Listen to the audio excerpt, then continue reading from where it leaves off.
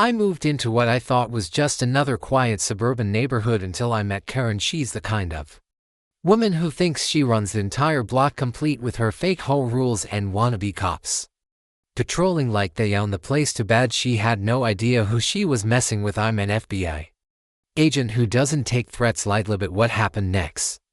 Let's just say things got a lot more intense than she bargained for. Before we dive in, let me know where you're watching from today. I woke up to a fierce pounding on my door, so loud that my windows seemed to rattle.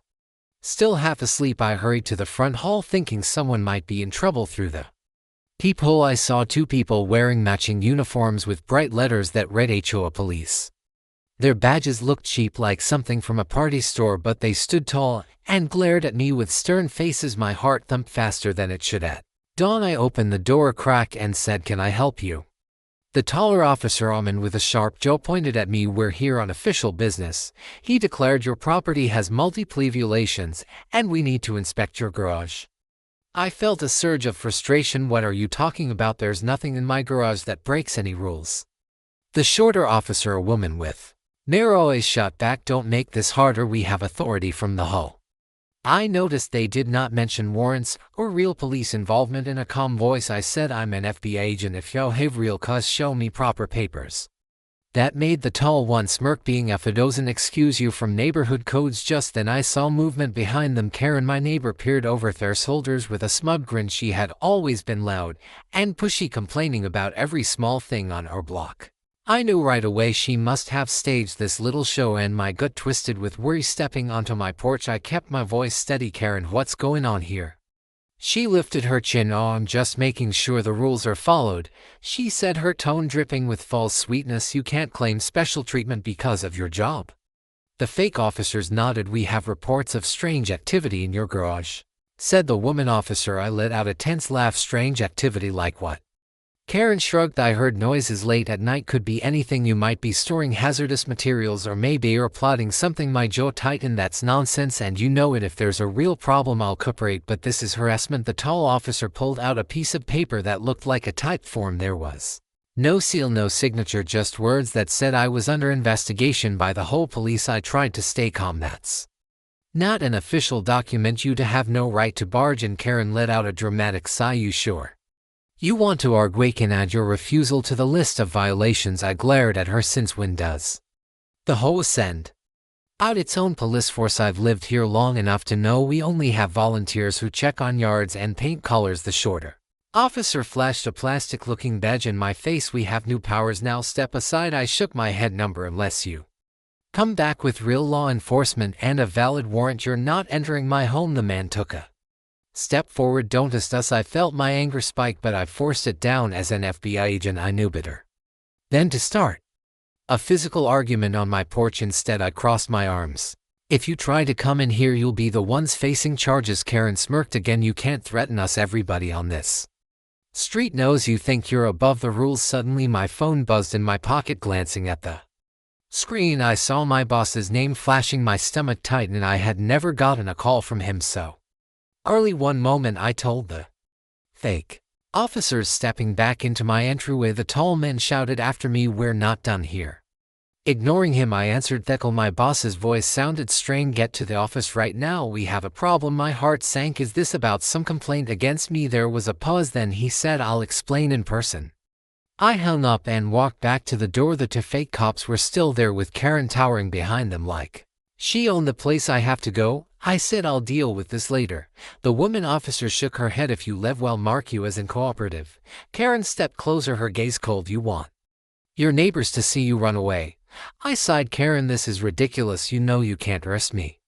She tilted her head. "I'm not arresting you. They are, and I'm not stopping them." The male officer raised a pair of plastic zip ties as if he planned to cuff me. I had to remind myself to keep my cool. "Put those down," I said. "Impersonating a law officer is a crime. You know that, right?" The woman officer grabbed her radio, but I doubted it actually connected to any real dispatch. Karen clucked her tongue. "You might want to listen. They have the power to write you up." My jaw clenched. "A fake citation means nothing." The tall man waved the zip ties in my face. "You want to find out if these are fake too?" At that moment, I realized how far this had gone. They wanted to push me into doing something rash. It Was a setup plain and simple. I forced myself to stand down. Taking a slow breath, "Look," he said, "I'm stepping away to handle an urgent matter at my real job. You all need to leave my property." Karen shrugged. "We'll be watching." The HOA has eyes that made me bark out a laugh. "A real HOA might, but you sure aren't it." The male officer pressed his lips into a thin line. "We'll give you one last warning, then Hegla." Instead, Karen, who nodded. "If you don't cooperate, we'll recommend disciplinary action." I glared at them. "Recommend it to however you want. Now get off my porch." They backed away, but not before the woman snapped a photo of me with her phone. Karen gave me a mocking smile. "Smile for the records." My stomach churned. Waited for them to step off my lawn, then slammed the door. My phone buzzed again. Another message from my boss. My whole body felt tight, like a spring about to snap. This was exactly what I didn't need, especially if something serious was happening at the bureau. Yet these phony officers had thrown my morning into chaos, and Karen's grin still lingered in my mind. It took me 10 minutes to calm down before I finally grabbed my keys and headed out. The fake cruiser was parked at the end of the street, its lights off. I noticed Karen's car was gone, which meant she might be prowling around elsewhere, possibly telling neighbors a twisted version of the story. I drove away, trying to steady me breathing. My boss's tone on the phone had sounded dire, and that rattled me even more than Karen's antics. As I pulled onto the main road, I caught myself checking the mirror again and again, half expecting that whole police car to follow me, but there was no sign of them. Still, I felt trapped between two nightmares: the phony cops who wanted to corner me at home and something big looming at work. I reached the FBI field office and headed inside. My boss stood in the hallway looking stiff and anxious. "You took your sweet time," he snapped, then waved me into his office. I shut the door behind us, my heart in my throat. He demanded to know why local authorities were complaining about my threatening behavior. I explained the situation, emphasizing how those officers had no real badges and that Karen was behind. I'd stared at me for a long moment. "Well, we have a problem," he said. "Higher up shave flagged this. There's talk of misconduct, and I can't protect you if it escalates." My stomach dropped. "But I'm innocent," I insisted. "Someone's framing me, or at least trying to push me out." He rubbed his eyes. "I don't care if they're real cops or not. There's paperwork claiming you resisted a lawful inspection. It's all nonsense, but it's on my desk now." I felt a flush of anger rising up my neck. "Karen must have sent it. She's got some crazy plan." He let out a slow sigh. "Like I said, I can't do much if official complaints keep coming. Keep your cool, prove they're fake, otherwise you'll be dealing with an internal review." Panic flared, but I nodded, knowing there was no quick fix. As I left his office, my phone buzzed again. This time it was a text from a block number. "Better watch your step. We know who you are." Nearly crushed my phone in my hand. These people were trying to destroy my life, and now they had found a way to make it look official. I trudged through the day, haunted by the morning's clash and the sinking feeling that Karen had taken her petty rules to a sick new level. Even some of my co-workers shot me strange looks, like they'd already heard rumors. Before I left for home, I stopped by the break room where an agent named Davis pulled me aside. "Got a second?" he asked quietly. "Sure," I said. He glanced around, checking if anyone was listening. "I overheard something in passing. Word is you're on thin ice. You might want to watch your back." My chest tightened. "You mean watch my back here or in my neighborhood?" Davis frowned. "Both, maybe. And I'd keep an eye on that Karen lady. She's bragging about getting you in trouble." By the time I left the building, sun was sinking low in the sky. I drove home with my nerves on edge, wondering if those fake officers would be on my street again. When I turned onto my block, sure enough, I saw a strange SUV parked near my house. Its tinted windows made me shiver. I parked, got out, and eyed the SUV, but the engine was off, and nobody stepped out, keeping my breathing steady. I hurried inside, locked the door, and drew the curtains. Almost right away, my phone dinged with an email notification. It was from the Bureau's Internal Affairs team, asking me to explain my morning altercation with the local security detail. I dropped onto my sofa in a daze. Karen had found a way to link her phony patrol with real authorities, and now my job was on the line. Even though the so-called HOA officers had left my house earlier, they still lurked in my neighborhood, and the Bureau was pressing me for answers, with Karen stirring up trouble at every turn. I sensed that the storm around me was only getting stronger, and I had no clue how far her scheme would reach. I got home later that day and saw the same fake HOA police cruiser idling at the end of my street. My pulse sped up as it parked, but I forced myself to act normal. Once inside, I peeked through the blinds. The car stayed put like it was daring me.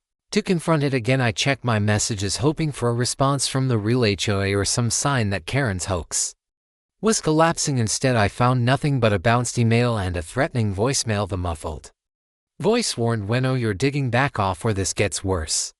That single line told me Karen wasn't alone in this plan. The next day, I tried calling the official HOA number listed on an old newsletter, but my call went straight to a recorded message about technical difficulties. First, I fired off an email titled "Urgent Possible Impersonation," only to have it bounce back as undeliverable. I even checked the neighborhood website. It showed out of date information and no mention of any new security measures. It felt like Karen had shut down every communication channel, leaving me with number official recourse. I decided to reach out to a local police contact named Alvarez, a no-nonsense officer who sometimes traded intel with the bureau over the phone. I summarized the situation: fake badges, bogus citations, and a neighbor leading the charge. Alvarez sounded skeptical but promised to investigate license plate of the so-called HOA vehicle if it belongs to a private security firm. He said they can't legally act as law enforcement. As I waited for Alvarez's call back, the tension in my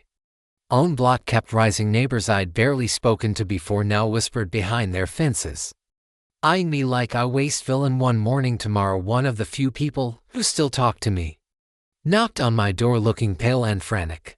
"They left this on my porch," she said, holding up a notice demanding a fine for unapproved paint colors. I skimmed the text and recognized the same phony language they'd aimed at me, warning about forced eviction if she didn't pay. She looked ready to cry. I called the HOA for help, but the line was dead. Is Karen even allowed to do this? My anger flared. "No, this is a scam," I said, wishing I had a solution. "Don't pay, then I'll figure this out." But she only shrugged, fear in her eyes. "I can't risk closing my home if nobody's stopping them. Then maybe it's real." Meanwhile, work at the FBI became a minefield. My boss called me in for an update, his voice tight with frustration. "I'm getting more reports of your conflicts with local authorities," he said, tapping a folder on his desk. "Care to explain?" I did my best to detail Karen's phony cops and show him the worthless citations they had slapped me with. Booth frowned and shrugged. "If they claim to be private security, I can't make all this vanish. Higher-ups are asking questions and they're not pleased." That left me feeling cornered. Even if the so-called HOA police were fakes, the noise they made was echoing at the bureau. I couldn't afford more trouble.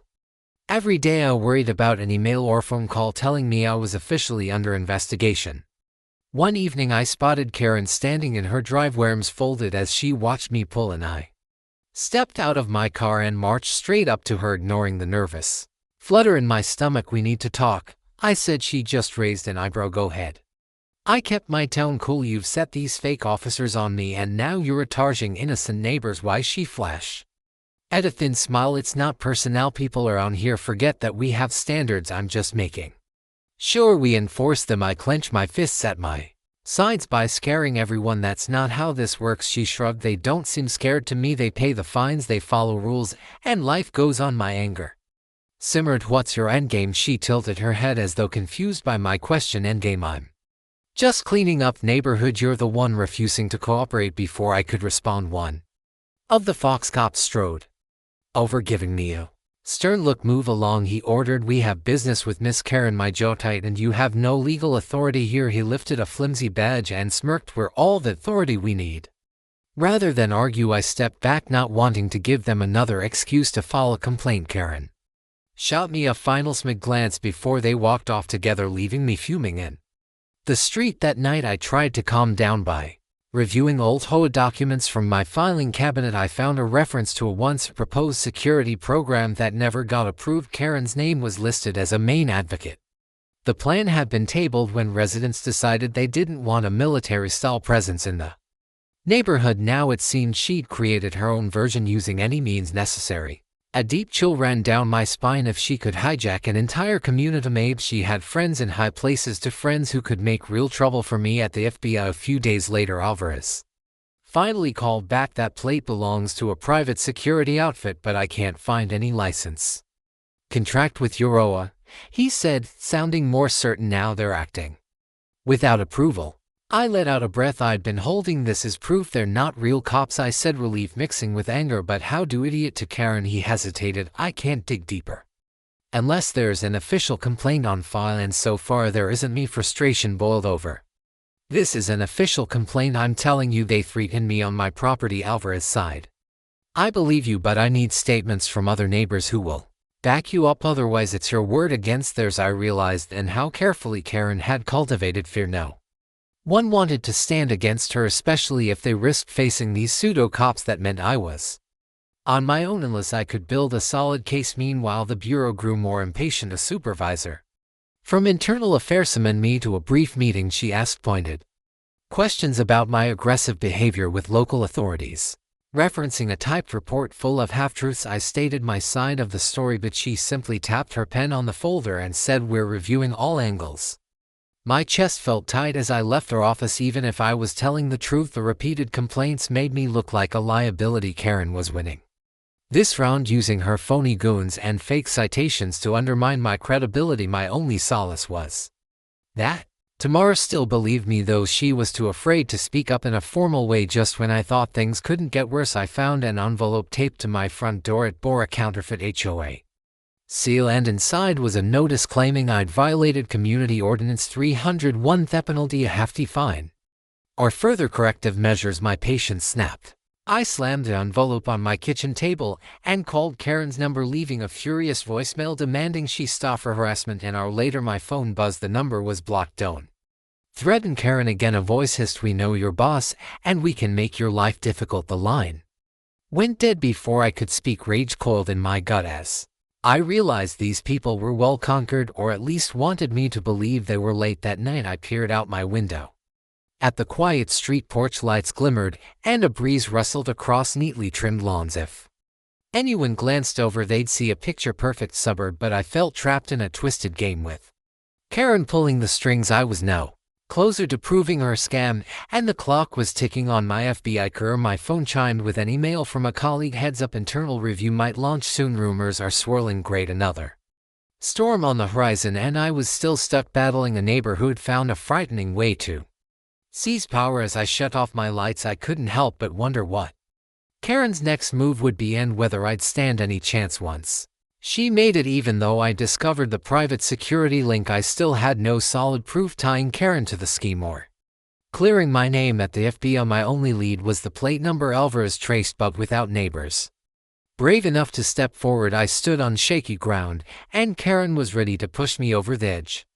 Tension clung to my every move, and the stress of being under scrutiny at the FBI only intensified my fear of Karen's next strike. Whenever I stepped outside, I felt eyes on me, sometimes from neighbors who'd turned suspicious, sometimes from that unmarked car lurking at the corner. Late one afternoon, I headed out to buy groceries, hoping a quick errand would clear my head. As I pulled out of my driveway, I noticed a figure behind Karen's hedge, possibly keeping watch.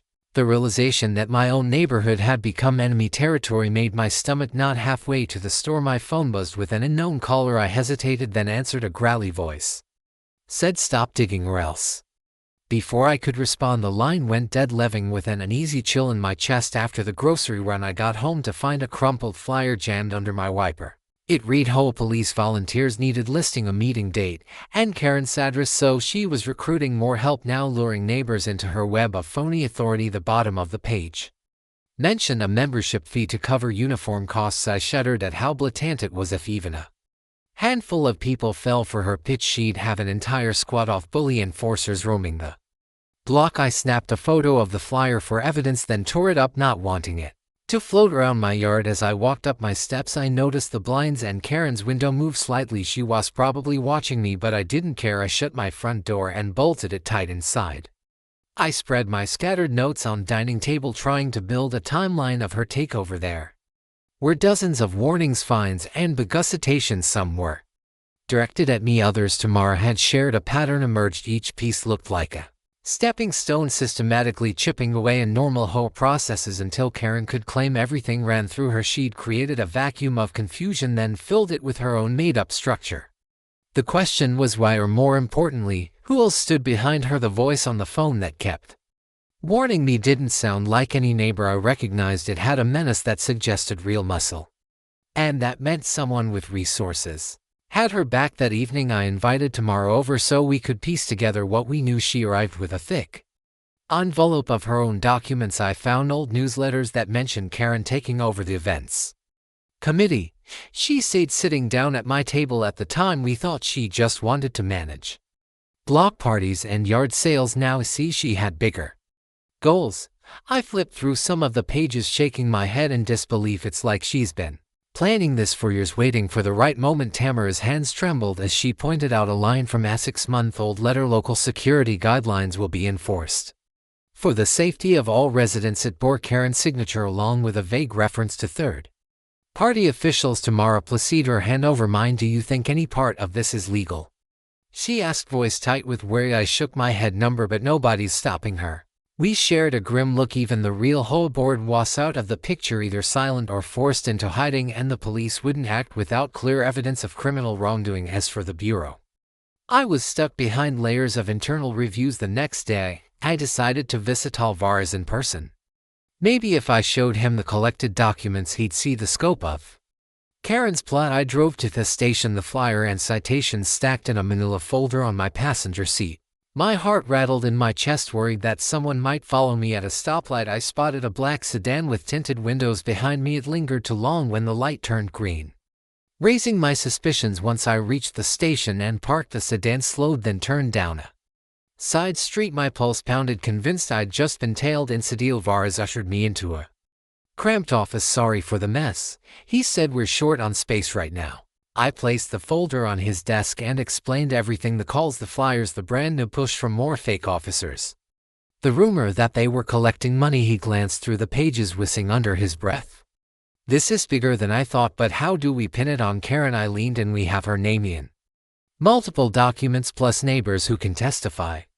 If you need statements, I can gather them. Alvarez frowned. We'd need them in writing, and these folks can't be too scared to sign their names, otherwise it's just hearsay. A heavy sigh left. Many neighbors were terrified of crossing Karen, and I couldn't blame them. For all I knew, she had real power somewhere, or at least powerful friends. I asked Alvarez about the tinted SUV plates again, hoping there was more to learn. Has scanned his computer. It's registered to a private security firm with ties to an out-of-state corporation. Could be some shell company. Hard to trace. My shoulders sagged. So basically a dead end. He nodded. Grim face. I can keep digging, but unless they break the law in a way we can prove we're stuck. I swallowed my frustration. Nan thanked him, though it felt like I was no closer to stopping Karen. On my way out, my phone buzzed. A text from my boss: we need to talk ASAP. Be here first thing tomorrow. My mind spun with worst case scenarios. Maybe the phony HOA squad had filed another complaint against me, or Karen had found a new way to sabotage my record. That night, I barely slept. My thoughts whirled with a sense of impending doom, sure that Karen would strike again in some unexpected way. Around 2 o'clock in the morning, I jolted upright to the sound of a car door slamming. Outside, I crept to the window and peeked out. A figure stood by the curb looking at my house. For a heartbeat, worried it was Karen, but the silhouette seemed different, taller and bulkier. After a moment, they climbed back into a vehicle and drove off, leaving me rattled and wide awake. The next morning, I dragged myself to the bureau, bracing for whatever my boss had to say. He was waiting by his office door, arms folded. This is bad, he muttered, ushering me inside. I sat down, my gut tight. I've got a dozen complaint forms in front of me, he said, dropping a file onto his desk. All from your neighborhood, all accusing of misconduct, threats, even property damage. My mouth went dry. Proper tight image? That's absurd. He rubbed his temples. I know, but it's in black and white, official statements with addresses and signatures. My head spun. Karen had clearly pressured neighbors into signing whatever she wanted them to sign. Now it looked like my entire community was turning against me. The boss shook his head. I believe you when you say this is a setup, but the higher-ups see a pattern. This is going to escalate unless we figure out the truth, and soon. I tried to keep a handle on my anger. Give me a chance to prove these people are impersonators. They're not recognized by any real authority. He nodded slowly. All right, but we can't shield you forever. Internal affairs is breathing down my neck. A grim silence settled between us. I thanked him for his patience, knowing time was running out. As I left the office, I fought a surge of desperation. Karen was strangling my career with her Cunning moves. At this rate I'd be fired or put on indefinite leave before I could expose her. I thought about how easily she'd convince neighbors to file false statements for bribes, intimidation, whatever methods she used, they worked, and I was the lone target. By the time I drove home late in the day, I felt emotionally run out. The fake cruiser was back on my street, parked right outside my house with its lights off. I exited my car and approached it, determined to confront them once and for all. A figure rolled down the window just an inch and a harsh voice snarled back, "Off or you'll regret it." My heart hammered. The threat was clear, but so was my resolve. Karen's twisted empire of fear had to be dismantled, and I couldn't let her win. My job teetered on the edge and my neighborhood had turned hostile.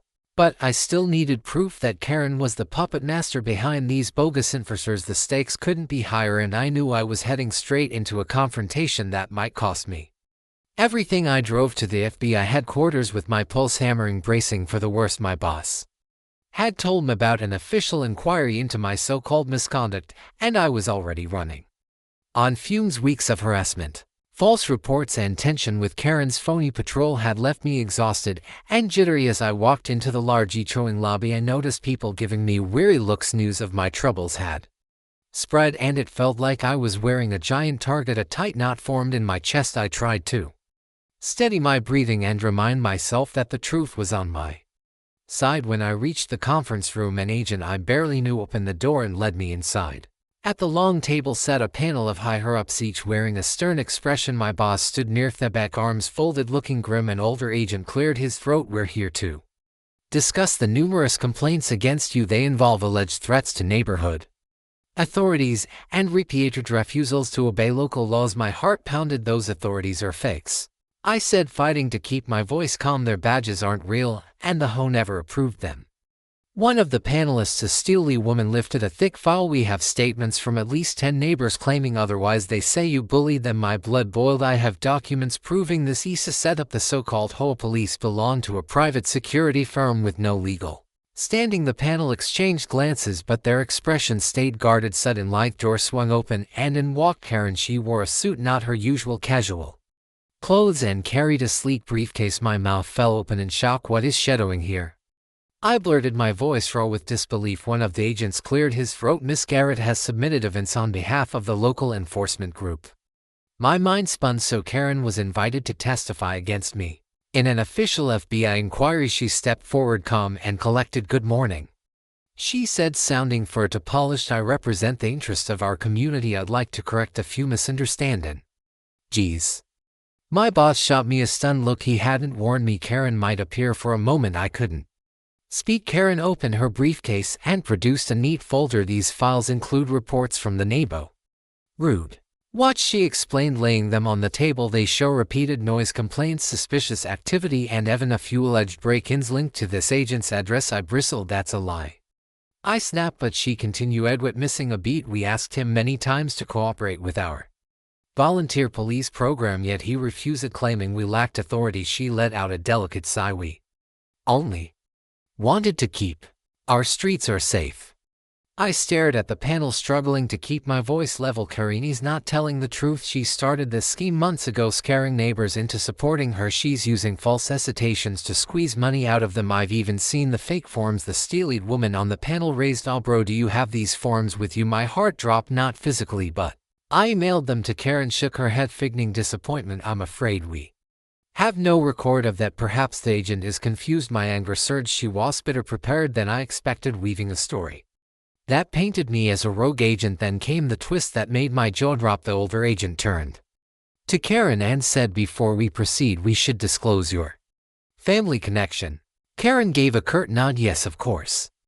She glanced at me with a pitying smile. "My uncle is the deputy director of this bureau. I tried to handle this matter quietly, but when your behavior escalated, he had no choice but to bring it to his attention." My stomach lurched. The deputy director was near the top of our chain of command. If he was her uncle, that explained everything. How she shut down the real HOAS lines, how my neighbors felt powerless, and how she'd managed to file official complaints that reached my supervisors so fast. One panelist cleared his throat. "Given Miss Garrett's connection, we must ensure impartiality, but these claims are serious. Agent, can you provide concrete proof of criminal activity?" My voice wavered. "I have records showing the Security firm is unlicensed and neighbors who've told me they're being extorted but they're too scared to come forward. Karen pressed her lips together. My family and I care deeply about law and order. We only encourage people to keep our streets safe. Every word dripped with insincerity. My visions while realizing she had deeper roots in the agency itself. I stood alone, cornered by her well-placed influence. The meeting ended with a promise that Internal Affairs would launch a formal investigation, not just of me but also of any possible wrongdoing in Karen's group. Yet I walked away feeling like I'd lost ground. Karen beamed at me on her way out, murmuring, "Better watch your step." I clenched my jaw, resisting the urge to shout in front of my superiors. My boss jogged after me in the hallway. I had no idea she was related to the deputy director. He muttered, "This puts us in a tight spot. You're not off the hook." Exhaled shakily. I know. He gave me a sympathetic look. "Do yourself a favor, stay calm and gather any evidence you can. We'll need more than hearsay."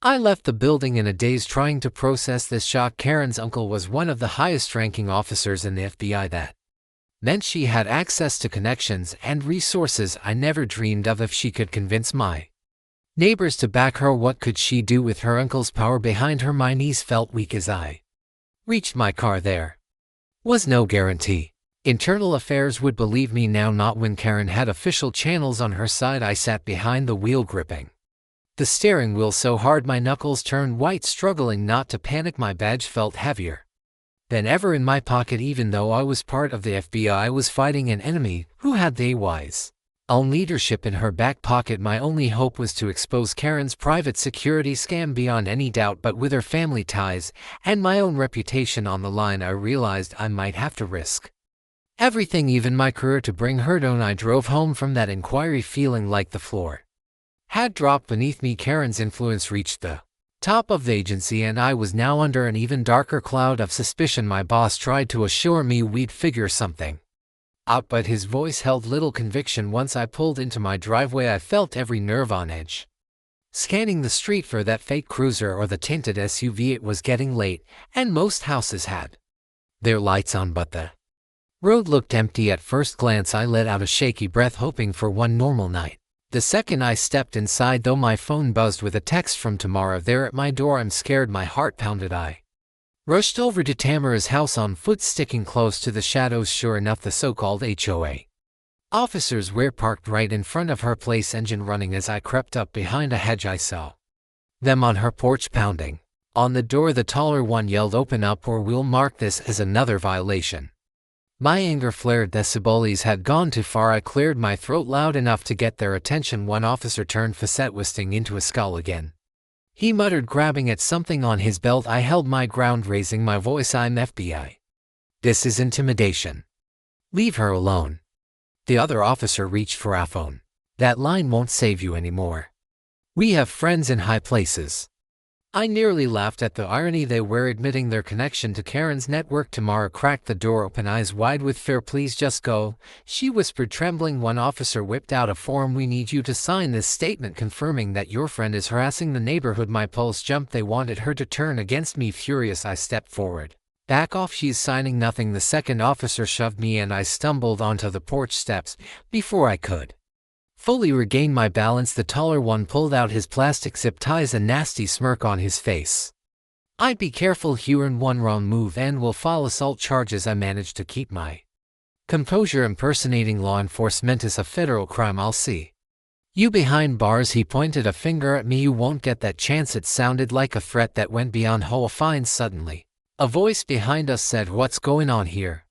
I turned to see Alvarez, the local cop I'd contacted before. He must have been off duty and checking on the area. Relief swept over me as he approached. "Badge out." The fake officer stiffened, clearly unsure how to play it. Alvarez surveyed the scene. "Ma'am," he addressed Cinemora, "are these men trespassing?" She nodded quickly, eyes brimming with tears. "Yes, they won't leave." Alvarez nodded at me. "I got your text about suspicious activity, but it took me a while to swing by." He faced the officers. "Show me some identification." The taller one flashed his phony badge, but Alvarez didn't even blink. "That's not official," he said. "I want a driver's license right now, or you're both coming in for questioning." The officers glanced at each other. The nosy stammered, "We have the right to be here, authorized by the HOA." Alvarez crossed his arms. "You don't have the right to threaten a homeowner who's telling you to leave. This is private property. Now step away from the door."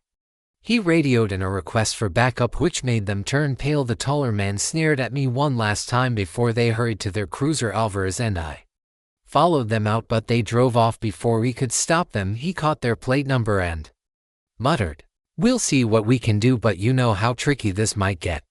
Cinemora was shaking as she thanked Alvarez. After he left to file a report, I helped her back inside, where she sank onto her couch. "You want me to blame you for everything?" she whispered, voice tight with panic. "They said if I didn't sign, they'd take to court for not following HOA regulations." I tried to steady her. "It's a bluff. Their paperwork has no legal backing. We'll prove it." Even as I said it, I felt the sting of doubt. Karen's circle had already managed to worm their way into an FBI inquiry and coerce half the neighborhood. Nothing was off limits for them. I stayed with Cinemora while talking through possible next steps. She agreed to give a formal statement to Alvarez about the harassment, which might be the breakthrough we needed. By the time I headed home, night had fully settled in. Crickets chirped and porch lights glowed up and down the street, but a sense of unease wrapped around me. My phone buzzed again, this time a text from a number I didn't recognize. "You're out of time. Cooperate or lose everything." My chest tight, and they were doubling down, now growing bolder. After the near confrontation, I slipped inside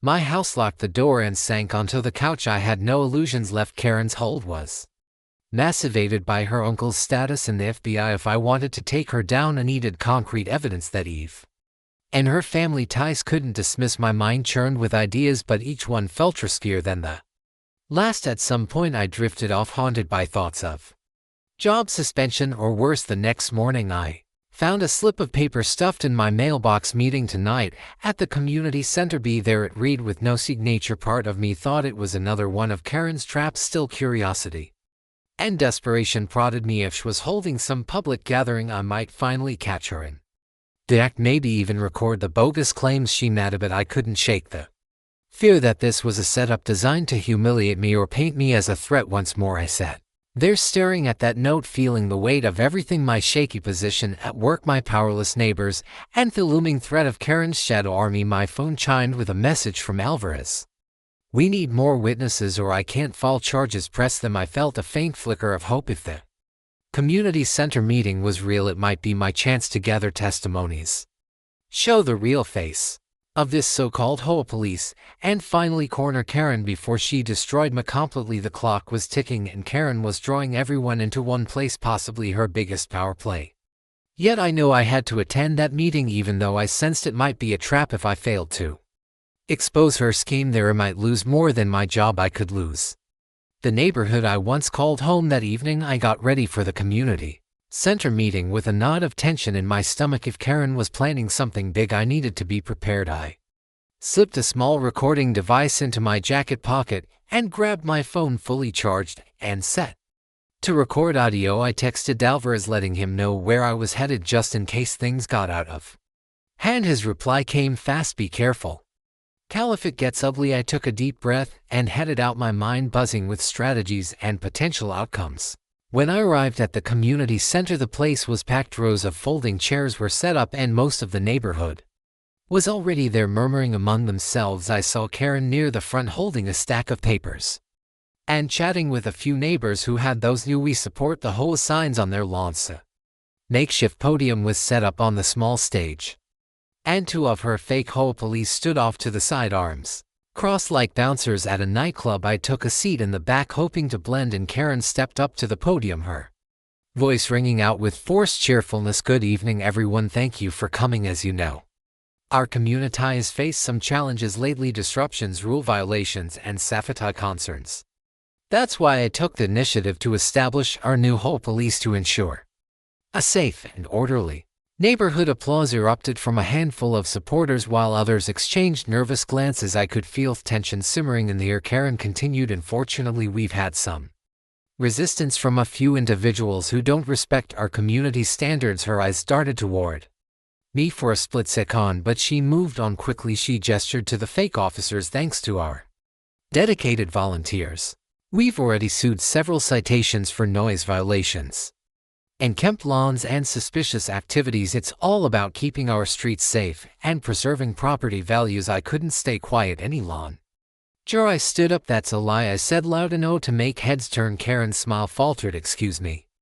she said, snarling. I stepped forward, projecting my voice. Your so-called HOA police are not legitimate. They're part of a private security group with no legal authority to issue fines or citations. You are running a scam, Karen. A few gasps rippled through the crowd. One of the fake officers moved toward me, but I held up me badge. Federal agent, touch me and you'll regret it. The officer hesitated, glancing at Karen for guidance. I pushed forward. These goons are nothing more than hired muscle. Karen's been intimidating and extorting neighbors, making them pay bogus fines and threatening them with eviction. It's illegal. Karen's face flushed with anger. You're just bitter because you can't handle following rules like everyone else, she shot back. I pulled out my phone where I'd saved screenshots of Alvarez's findings. This is proof that your whole police are unlicensed and unauthorized. The security company they work for has no contract with our community. The room buzzed with murmurs and worried whispers. One man stood up, looking shaken. Karen, is that true?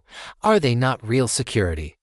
Karen faltered, her bravado cracking. There are volunteers, she stammered. I seized the moment. Volunteers don't have the right to detain people or issue fines, and you've been making up infractions to squeeze money out of your own neighbors. I pointed to a pile of papers on the table next to her. Let's see those citations. I bet they're all as fake as your authority. People started moving forward, eager to see the documents. Karen's hands shook as she tried to pull them away. One of the neighbors snatched a citation from the stack and held it up. This don't look right at all. There's no official seal, no signature. Karen's face went pale and she grabbed at the paper. That's confidential, she snapped, but the damage was done. More people were coming up, demanding answers. Someone whipped out their phone, taking pictures of the bogus paperwork. The tension hit a breaking point when one of the fake officers backed away, muttering, I didn't sign up for this. Before bolting out the door, Alvarez suddenly appeared at the entrance, his uniform crisp and his expression serious. Everyone stay calm, he announced. We're conducting an investigation into unauthorized security practices and possible extortion.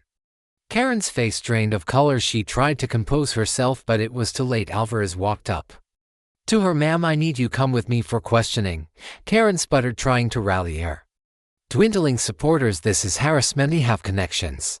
You can't do this. But nobody backed her up. Her fake authority had crumbled before every one's. Alvarez cuffed her and nodded to me. Good work, he whispered as Karen was let out. People started talking, realizing how they had been manipulated. Tomorrow approached me, eyes shining with relief. You did it, she whispered. I gave her a tight smile, still feeling the adrenaline rush through my veins. A few neighbors came up to apologize, admitting they'd felt trapped into following Karen's bogus rules. I nodded, too drained to say much, but grateful the truth had finally come out. The aftermath was a whirlwind of statements, paperwork, and an official HOA audit that confirmed Karen had been pocketing fine money for herself. Her uncle, the deputy director, denied knowing about her scheme, but the scandal was enough to put him under heavy scrutiny, and he quietly resigned. Within weeks, the neighborhood slowly returned to normal and the fake HOA police vanished overnight, their security company facing legal action for unlawful enforcement. A few weeks later, my boss called me into his office. He gave me a long, considering look, then offered a rare smile. Turns out you were right all along, he said. Internal affairs cleared you. Karen's actions were deemed illegal and unauthorized, and we've received formal apologies from the neighbors who filed complaints. Under pressure, you're back on track. Relief washed over me. I'd managed to hold onto my career and my reputation despite Karen's relentless sabotage. As I walked out of the office, I let out a deep breath. The tension finally breaking. My neighborhood was back to being just that, a neighborhood. No more fake cops, no more phony citations, just a few curious glances from people still processing how close they'd come to living under Karen's twisted little empire. I couldn't help but smile. I'd survived the storm and brought down the woman who thought she could turn a quiet suburb into her personal kingdom.